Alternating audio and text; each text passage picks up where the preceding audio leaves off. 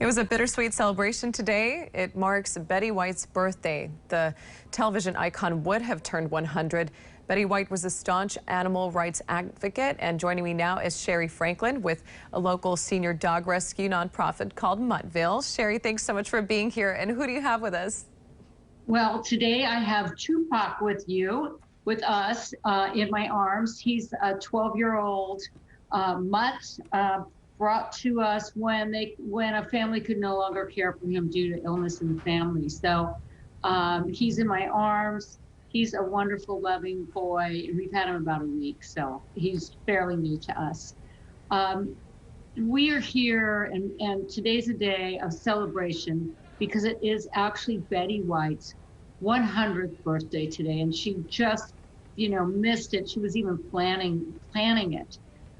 Big celebration. But, more about her is that, she was not just an advocate, but she was an evangelist. She really cared about animals and about actually kindness in the world and happiness and funniness, because you know what she was like.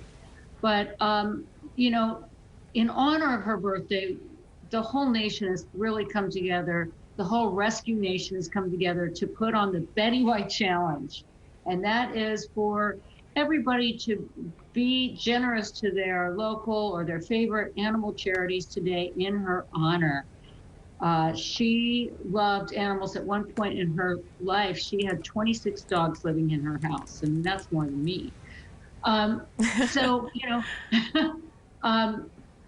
Really it is a day for, all of us to really, think about kindness, think about sharing kindness, and that extends to our animal families as well. And as we're learning more about Betty White, for those of us who didn't have as many details or information about her advocacy work, over the years, what have you seen to really been making a difference in having somebody like this behind a cause? Because I'm sure getting attention for these precious animals in need of a home can be pretty tough. So what sort of a difference does it make to have celebrity star power behind a movement like the kind that Betty shared for these animals? Well, first of all, it's just priceless. It's priceless. She was an advocate and an evangelist really for homeless animals. I think having people like her, especially her, just her larger-than-life personality, her sunny disposition, advocating for something really positive and not spinning a negative on rescue work. I mean, this is something about making the world a better place by adopting animals and saving lives and saving homeless pets, and that's really what part of her legacy. I mean, she has so much. That she leaves this world with so much kindness and laughs and joy. But, really she was always known to be an advocate for those less fortunate, and that means homeless pets. And ever since this Betty White Challenge got brought up once again in the news because of Betty White's passing, have you seen much of a difference? Are people calling in and addressing this challenge, or have you seen a better response as a result? It's been really, really fun, actually, because so many people have reached out and said, "Are you doing the Betty White Challenge?" I said, every shelter I know is doing the Betty White Challenge. I think it also, we got more adoption applications this week, too. I mean, I want to say that's because everybody's talking about Betty White and her legacy to love animals and be kinder to each other and make this world a kinder place through rescue, through animals, through laughing, through smiling. And how does this money used? How many animals do you have at your shelter, for example, and what kind of products do they need, and what kind of work does it take on behalf of the volunteers to really give back to these pets who are in need of love and care?